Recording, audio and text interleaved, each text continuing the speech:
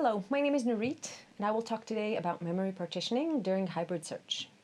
In hybrid search, people look for one of several memorized targets among irrelevant distractors, like a list of fruit we memorize when shopping in the supermarket. Sometimes only a subset of these targets is relevant within a specific search context. For instance, when searching through the fruit aisle, the dairy items on my memory list are strictly irrelevant. This raises the question, to what extent are we able to restrict our memory search to the relevant items only? Previously, Butticher, Drew, and Wolf showed that partitioning memory into two subsets is possible when these subsets are blocked, but not when they are intermixed with each other. In their study, participants learned a set of 8 targets. They reached 90% performance on a memory test, and then they searched for these targets in a visual search task. On a separate block, they learned a set of 16 target items and searched for them again. These two conditions were regular, non-partition conditions. However, in a partition condition, participants learned and were tested on 2 separate subsets of 8 items, and then searched for each subset in short blocks or clusters of trials. The background image served as a cue to the relevant subset within each cluster of trials. Their findings showed that searching memory through 8 memorized items is faster than through 16 items, and that searching a subset of 8 items belonging to the partition condition is like searching through a single set of 8 targets. So here, the purple line is closer to the blue than to the red line, suggesting that memory partitioning into 2 subsets was highly efficient. However, when memory subsets were intermixed, performance on the partition condition resembled the 16-item non-partition condition. Thus, the purple line is now closer to the red line than to the blue line. This suggests that participants searched memory through the whole set, and there was no flexible shifting between the 2 subsets. Note that in these experiments, arbitrary sets of objects were used. But what happens if we use more naturally defined memory subsets, based on category, for instance? Butticher et al. Tested this question, yet still no flexible memory partition was observed, suggesting that participants were unable or perhaps unwilling to restrict memory search to the task-relevant subset only. So in the present study, we wish to further examine whether people can restrict their memory search through categorically defined subsets when switching between task contexts. Note that Butticher and colleagues used relatively wide object categories in which there was large semantic overlap. For example, 3 out of the 4 categories in their study were associated with food. Here, we used more well-defined memory subsets dissociated by both semantic content, or a category, and by visual appearance, in this case color.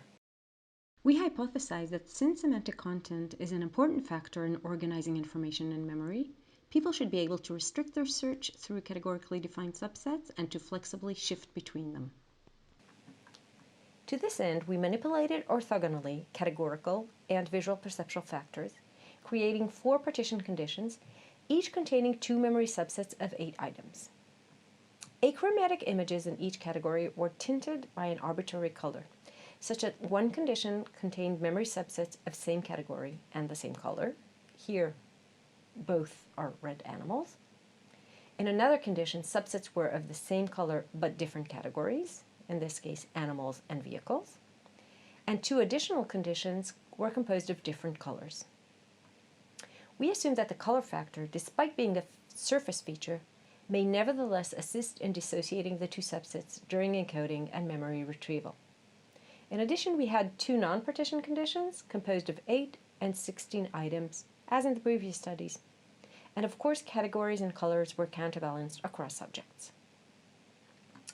Note that, as in previous studies, in the partition conditions, each memory subset was associated with a different background, light or dark gray, both during encoding and during the visual search task. Here are the results of the visual search task, and we'll start with the target present trials.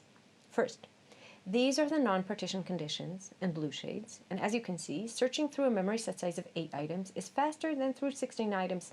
This replicates, of course, findings of previous studies. Now let's look at the 4 partition conditions in the orange-yellow shades. First, the different category condition, where the 2 orange lines represent the 2 color conditions, the same and the different color, and the solid and the dashed lines, respectively.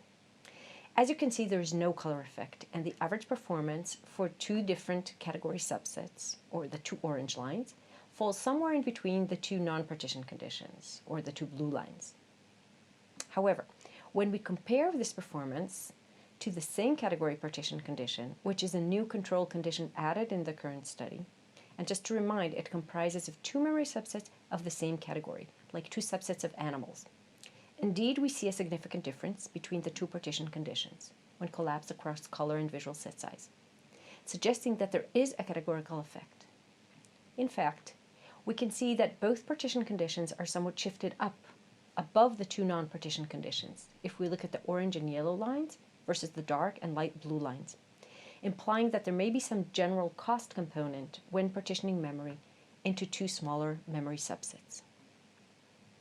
And here are the results for the target absent trials. Once again, we see a difference, though non-significant, between the two non-partition conditions.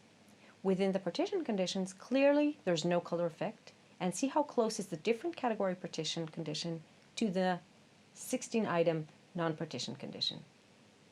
However, when collapsing across color and visual set size and comparing this partition condition to the same category partition condition, there's a significant category effect, just as before. So to sum up, partitioning a memory set into two subsets of different categories is efficient, but it is not efficient when partitioning into two subsets of different colors. We also see some general cost component of the partition versus the non-partition conditions. So what may cause this partitioning cost? One option is that the actual switching between the different memory subsets induces a cost. There's another option, however, that relates to visual perceptual factors characterizing partitioned but not non-partitioned trials. And in fact, this is an artifact of the specific design used in our as well as in previous studies. Recall that the background color in the partition conditions served as a cue for the relevant memory subset, and it therefore flipped from trial to trial, whereas in the non-partition conditions, the background color was constant across all trials. It might be the case that this flickering effect in the partition conditions caused some distraction and yielded an overall cost in the RTs. So in experiment 2, we tried to better control for visual factors within the two types of conditions, as I'll explain in the next slide. And to increase memory partitioning during the encoding phase, the different subsets appeared on different screen sides. In addition, during the visual search phase, participants search for each subset only on its corresponding side. So the side of the screen was now used as a cue for the specific relevant subset. Most importantly, within the non-partition conditions, while there was only one set to be memorized presented at the center of the screen, during the visual search phase, items also switched randomly between left and right screen locations. This location here was arbitrary, and location switches were now existent in both type of conditions, the partition and the non-partition conditions. Also, as you can see, we excluded the color factor that was inefficient in the previous experiment. And here are the results of experiment 2, first within the target present trials.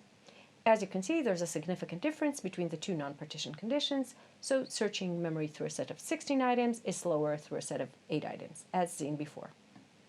There's also a significant difference between the two partition conditions, as we've seen in the previous experiment, and now the partitioning cost disappeared. And for the target absent trials, a similar pattern is observed. A significant difference between the non-partition 8 and 16 conditions, and a marginally significant difference between the two partition conditions with no partitioning cost. Note that in the present paradigm, all distractors were taken from the searched category, potentially serving as an important cue for the relevant memory subset. So, searching through a visual set composed of animals only most likely helped restrict memory search to the animal subset only. But what happened if we used distractors from unrelated categories? Would partitioning still be efficient? In experiment 3, we tested memory partitioning when distractors in the visual search task were taken from unrelated categories. Thus, for instance, subject would search for an animal among other category distractors. In addition, we added lure items to assure that subject indeed remembered the specific subject, for example, the specific animals on their list, and not just any animal, and they remembered exactly which subset they were supposed to search for on which side of the screen. For example, searching for animals but not for vehicles on the left of the screen. The results showed that despite using unrelated distractors in the visual search task, subjects still managed to partition memory by category. In the target absent condition, no effects were found, presumably since subjects were searching for a specific category, animals, and thus distractors from other categories could be very easily discarded from the memory search process.